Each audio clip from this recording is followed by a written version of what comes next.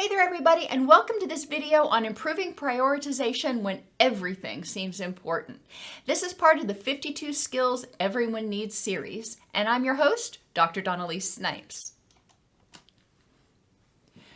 The first thing that a lot of people need to do when they start prioritizing is dig themselves out of the hole that they're in. They've already taken on too much stuff, and it's hard to figure out what they're dealing with because they've got so much stuff going on. What I encourage people to do is create a spreadsheet, and it can be columns, it can be 5 different pieces of paper, whatever you want to do. But in the first column or on the first sheet, you're going to just write down everything that you need to do, everything that is, quote, important.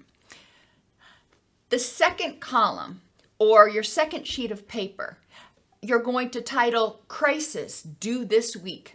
These are things that need to be done this week, and some of them will need to be done every week in order to prevent a crisis, in order to prevent something bad from happening. Included in this are going to be your activities of daily living, like doing laundry. You don't want to get to a point where you're going around sniffing stuff, trying to figure out if it's clean enough to wear for a third time. You want to make sure that you've got laundry scheduled in there. Eating, this is important. You've got to fuel your body. Sleeping, this is also important. And so many times when people start feeling overwhelmed and overburdened, sleeping is the first thing that goes, and it should be the last thing that goes. When you are well rested, your body's cleared out the adenosine, which helps you focus, it helps you concentrate, it helps you make better decisions, it improves your memory and your retention. It makes you oodles more efficient. It also improves your immune system and all kinds of other stuff. It keeps your body factory tuned up and running as well as it can. So sleep is important. And exercise. Not everybody's going to exercise every week, but there are a lot of us who have been exercising for years, and we just don't feel quite right if we haven't gotten our workout in. Think about letting your car engine warm up, or that's the best analogy I can make. Exercise helps a lot of us kind of clear out the fog and get started for the day because we exercise and it releases norepinephrine and dopamine. Other people exercise at the end of the day to de-stress, but it's something that needs to be in there to improve your health and well-being.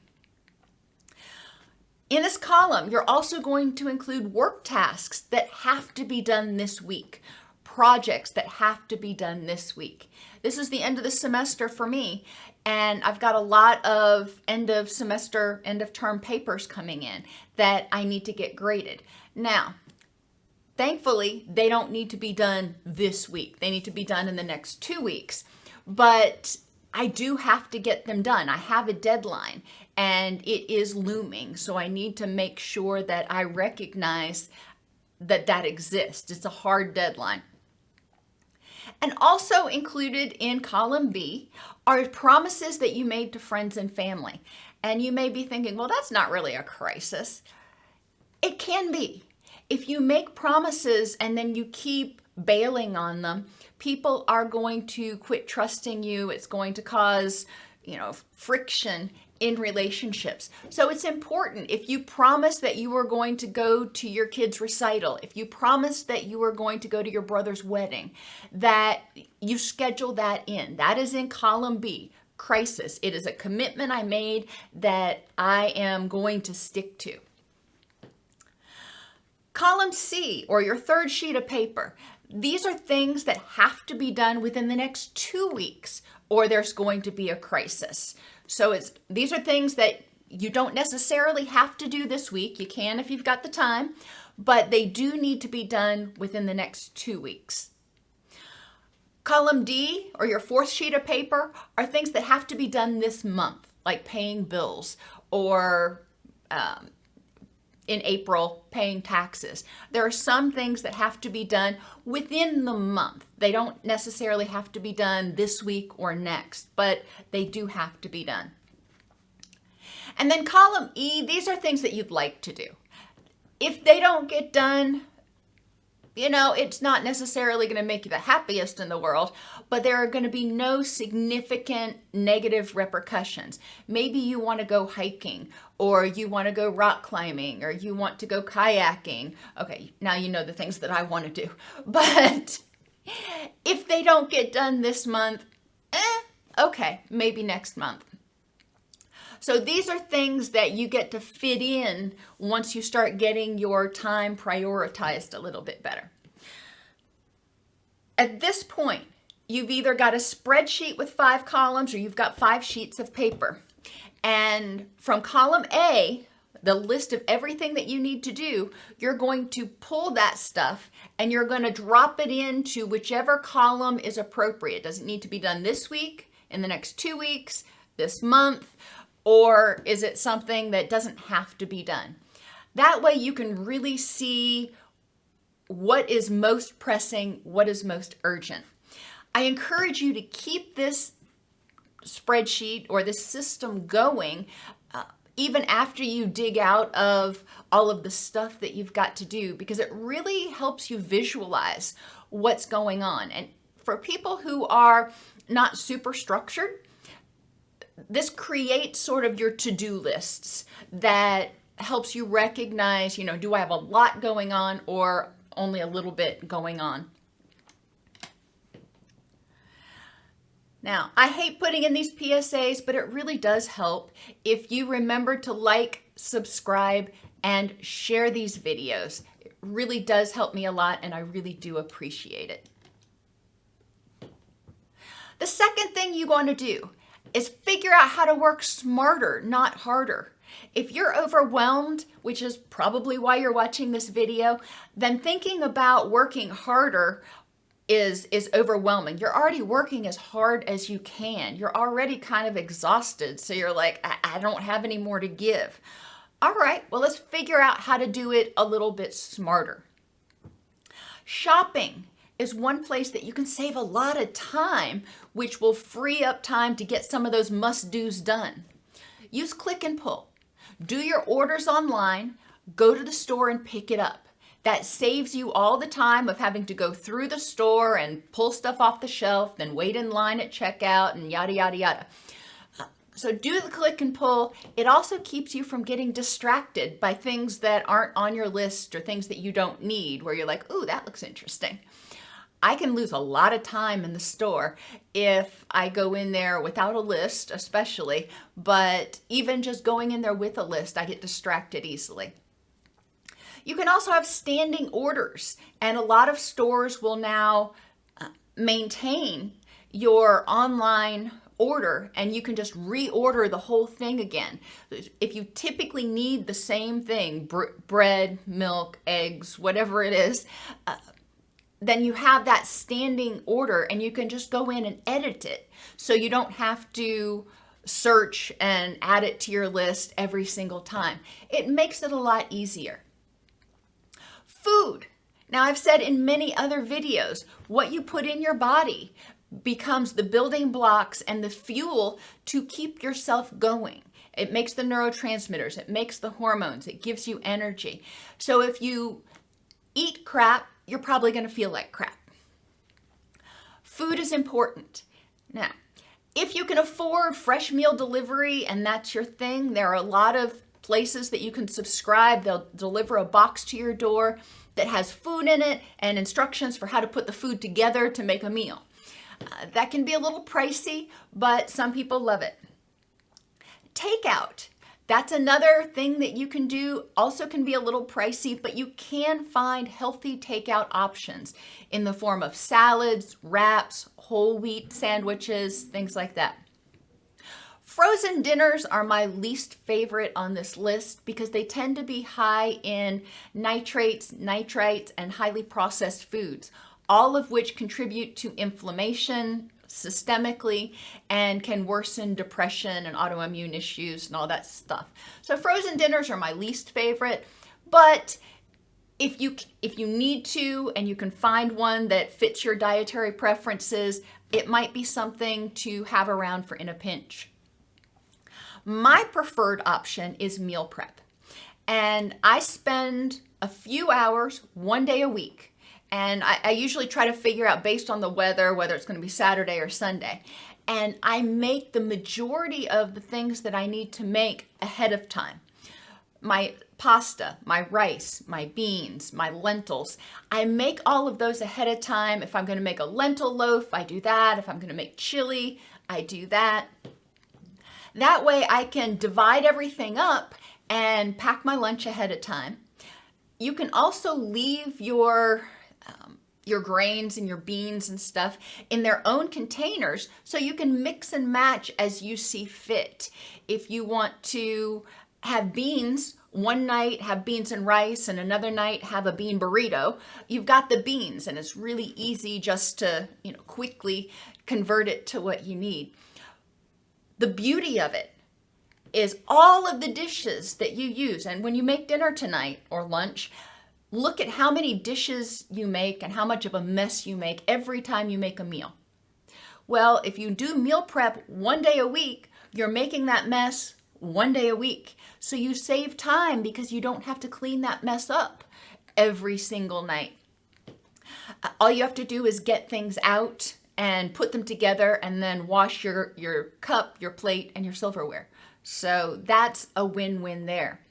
It also saves time because you don't have to spend 40 minutes waiting for the brown rice to cook 3 times a week. You've cooked it ahead of time. All you've got to do is warm it up really fast, which takes 10 minutes. Prioritize your health. An inefficient body machine is going to slow you down. Exercise, sleep, nutrition. If you don't want to put exercise in there, okay, I get it. But sleep and nutrition are so important. If your body is sluggish, if you're not feeling well, it's going to be a lot harder, take a lot more time, and you're going to be more error prone in everything that you do. Recognize diminishing returns. I used to go over this a lot with my children. When you do something, when you start to the point that you get it pretty well done, think about learning something. From the time you start learning it until you get to the point where you can get an A on a test. There's a pretty steep learning curve there. But once you get to the point where you can get an A on the test, getting from scoring a 92 to scoring a 99 takes almost as much effort. So your learning curve or your returns really levels off. Instead of going up at like a 45-degree angle, it goes up and then it almost levels off. So you have to put in a lot more energy to get it from being very good to being excellent. Is it worth it? Is it, whatever you're doing, is it worth it to get it excellent? And this can be in small things too, like when I'm folding laundry. I start folding shirts and I fold over the sleeves. They're not always going to be perfectly flat. But if it's a workout shirt and it's not perfectly pressed, big deal. I don't worry about getting everything perfectly folded every time. With work assignments, you can get a proposal that your boss wants, and you can get it to where you're proud to hand it in. I'm not saying half-ass it. Get it to the point where you're proud to hand it in, but at a certain point you need to call it and go, are there little tweaks that I could make to make it just a little bit better? Well, maybe. But is it going to make any real difference in the long run? Those diminishing returns are huge. Time sucks. Hire others when financially feasible. There's a lot of stuff that there are other people that are capable of doing. You can hire handymen, you can hire lawn services. Now, you may not be able to financially do it, which is why I say if financially feasible. It's important to consider whether it is beneficial for you to spend your time doing something else or doing that. Is it more cost beneficial for me to spend an hour at work or for me to spend an hour trying to figure out how to install an ice machine? And I can tell you an hour at work is definitely more cost beneficial and stress beneficial. Synergize. You may have friends that can help you out and you help them out. You use your skills to help them out. They'll help you out. Or maybe they want to go to a festival this weekend and you'd love to do it, but you've got so much to do. And you're like, I would love to go with you, but if we're going to do that, I need your help getting some of these things done. Can you pick up my dry cleaning or go pick up my grocery order or whatever it is that you need to have done? Those types of synergies can be really beneficial, not only because it helps save you time so you can do something with that person, it benefits that person. They want to see you, they're probably happy to help. And they've done studies that have actually found that relationships are strengthened when you ask for help. You know, a lot of us think, well, if I do things for people, then it'll strengthen our relationship. Well, that's true. But a lot of people also like to be asked. They like to be able to help. It makes them feel needed and appreciated. So next time you're going, well, I don't really want to bother anybody, consider maybe they'd like to help. Balance your budget and set up auto bill pay. It's important to have a balanced budget. You don't want to have a bill being auto paid and then end up with a negative account balance. That's really bad. However, if you're able to set it up where you know that your basic bills are getting paid every month, your electric, your water, your car insurance, whatever it is, then that will save you time from having to log in every single month and pay those manually. Now, you may still have to do some of them, like credit cards, because you may have a really bad month one month and have racked up some credit card bills and not be able to pay the whole thing off. So you need to be able to log in for some of those.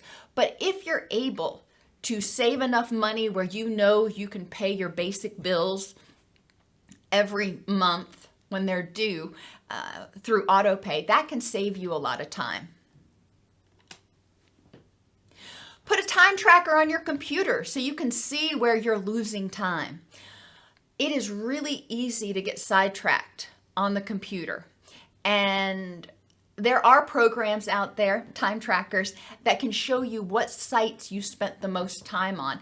And that may not even be social media or news sites or something. I know I'll go into PubMed and I'll get sucked into PubMed reading different articles, and I'll end up with literally 52 tabs open of different articles I want to read that had nothing to do with what I actually went there for. And it's really important for me to be disciplined. Otherwise, I lose a lot of time and then I start feeling more overwhelmed because I'm like, oh, I've got all of these different presentations that I, quote, need to do.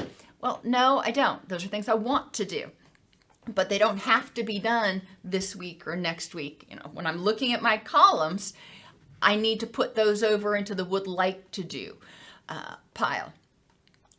Figure out where you're spending your time. This can also help you figure out places where it's better that you just don't go during your workday, for example.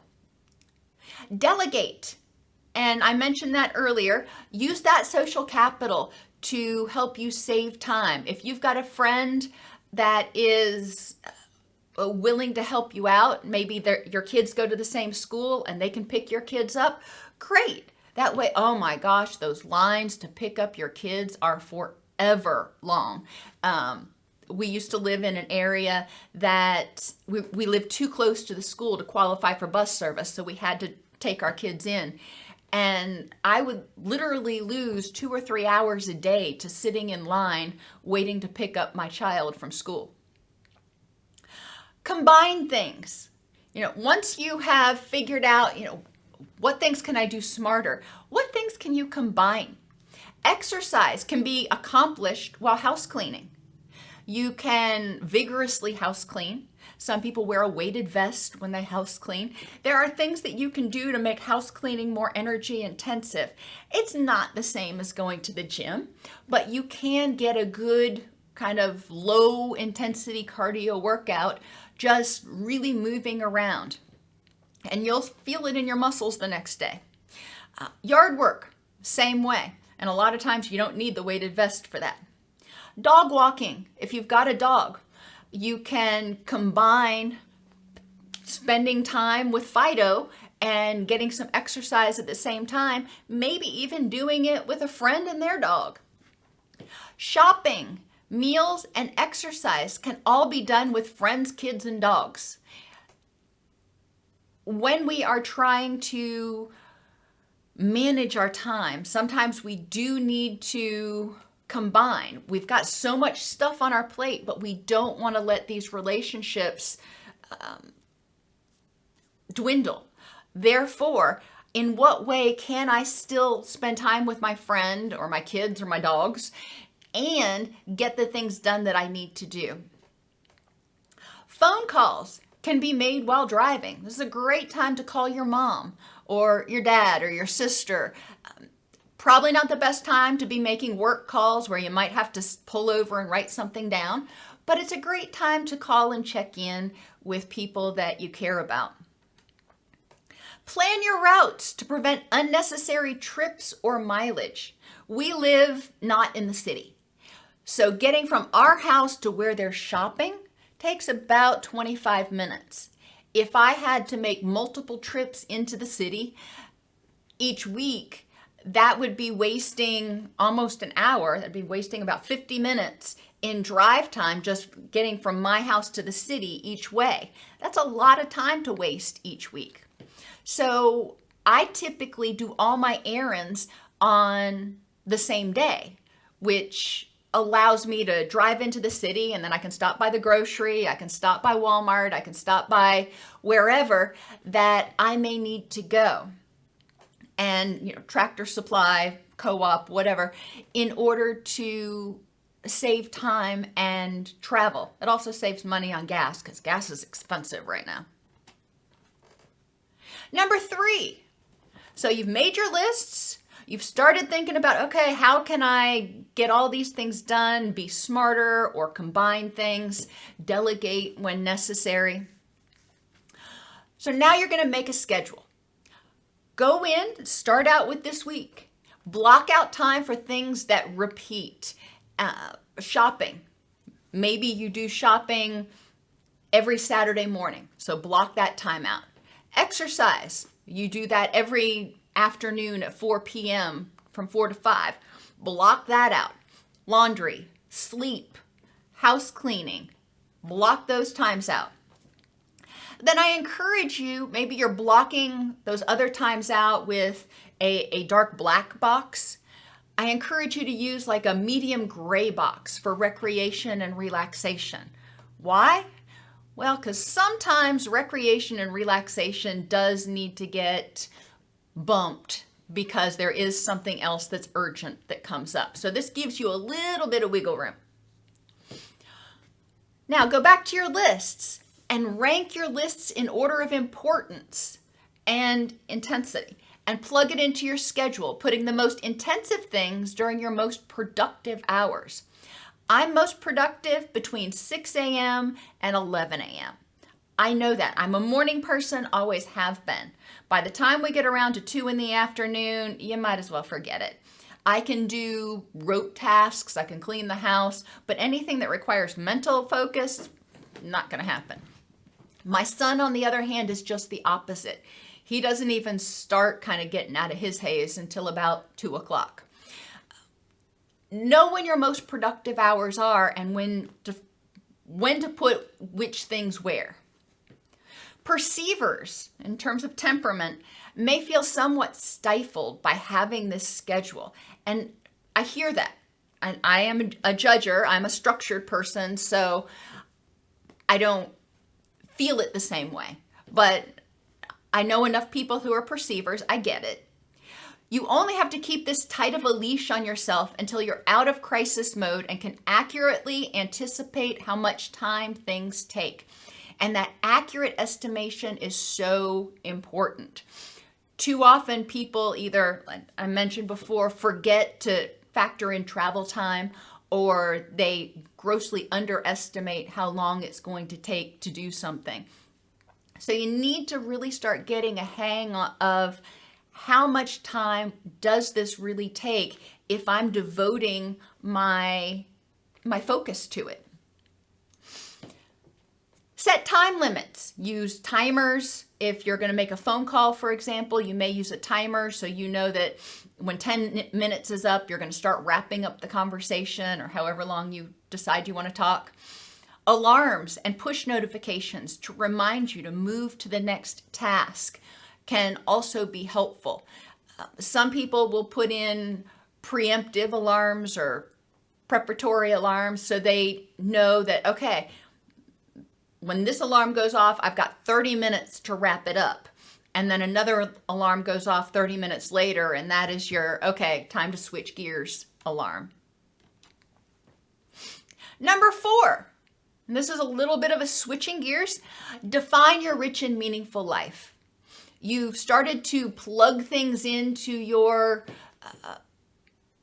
actual schedule. You've decided what is crisis that has to be done this week, has to be done by the end of next week, has to be done this month. And you've started to try to figure out how to do it more efficiently. Now, determine what is truly important to spend time on. And this is key to figuring out and prioritizing what is truly important in life. Think about what people, things, activities, and health behaviors are important for you to have a rich and meaningful life as you define it. And I've got other videos on the YouTube channel that talk about how to really go through this activity in depth. But it is important to figure out what is important to me to spend my time on. Some examples. I could work extra hours to get a promotion, or I could do my job and do it well when I'm there. I'm not saying, again, I'm not saying half-ass it, but I'm saying set some work-life boundaries. Do my job, do it well when it's there, know that my inbox is always going to have something in it. Go home when work is over and spend time with my kids while they're still at home. That's what I need to choose between that. Am I going to forego spending time with my kids to work extra hours? Is getting that promotion more important, or spending time with them? Got to make that decision. Another example, go on a date with somebody instead of going out with friends. I've made plans to go out with my friends. I haven't seen them in a week or so. We were going to go out and do something, whatever it was, but then you get an opportunity to go on a date with somebody that you've wanted to go on a date with. What's more important? Spending time and nurturing your relationships with people that already are important to you, or going out on a date that may or may not work out, although it's something that you've wanted for a while. You need to make that call, and only you can make that call about which is more important in the long run. Number 5, reward yourself. After completing each task, mark it off your list. I know it sounds juvenile, but it really does help. It provides a feeling of empowerment and achievement when you can look back through and you can see those things marked off your list. You're like, score. I have a whiteboard on the refrigerator that I do that with. I'll make a list of all the things that need to be done over the weekend. And as I get them done, I'll smudge them off of the whiteboard. So hopefully by the end of the weekend, the whiteboard's clear. Reward yourself during relaxation and recreation time if you got everything done on your list. If you didn't get everything done, you may have to forego that relaxation, recreation time, want to do time, TV time, whatever it is, video game time, in order to continue to get your stuff done.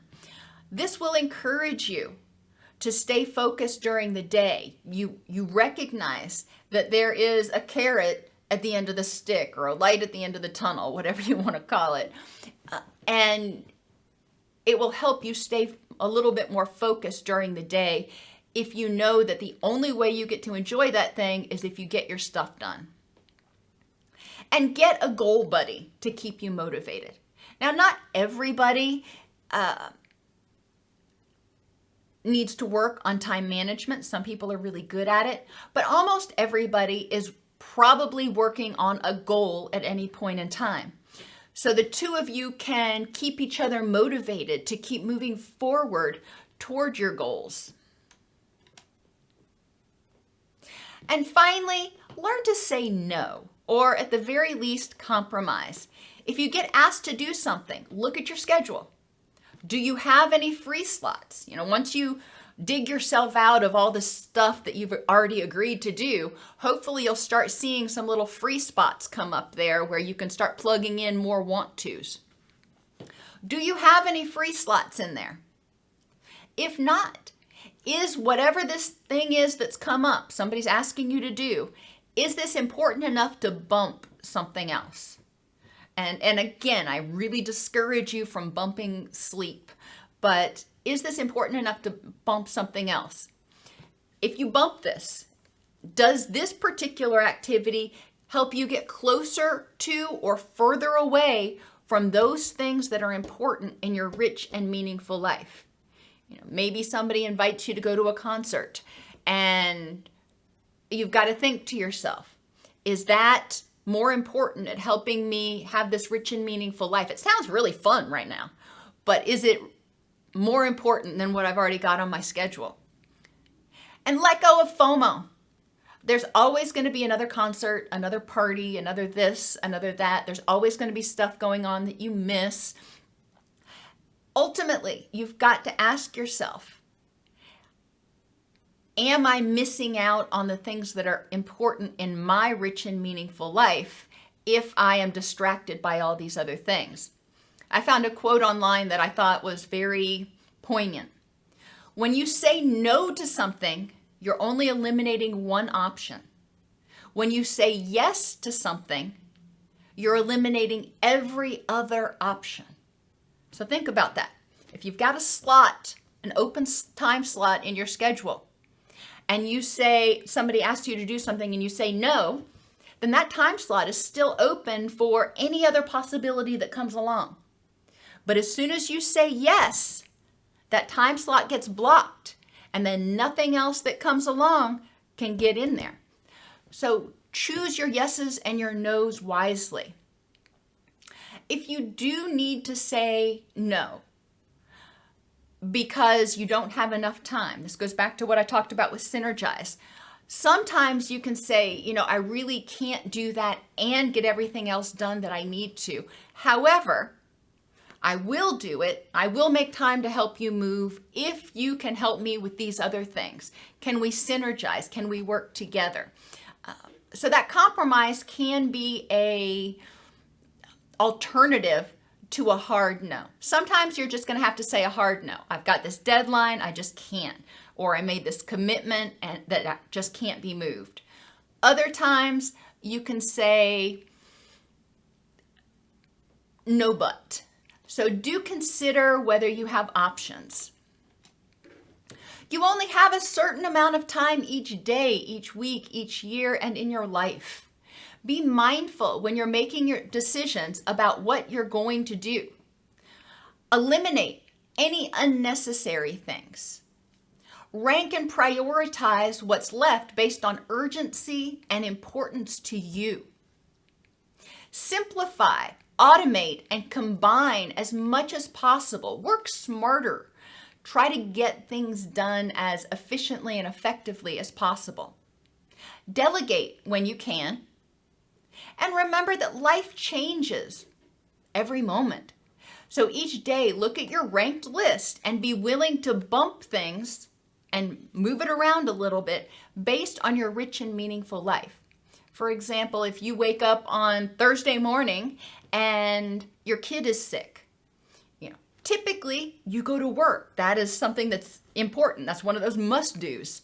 But staying home with your sick kid may be more important. So you may have to call in sick and bump work for that day. Same thing if you're burned out. You wake up and you're just like, oh my gosh, I can't imagine. And assuming you have a sick day that you can use, you decide to call in. Well, if you go to work when you're struggling with burnout, you're probably going to be relatively ineffective and inefficient. Is it better to take care of yourself so you can go in the day after and be more efficient and more productive? Only you can make that decision. But the take home is be willing to be flexible when necessary.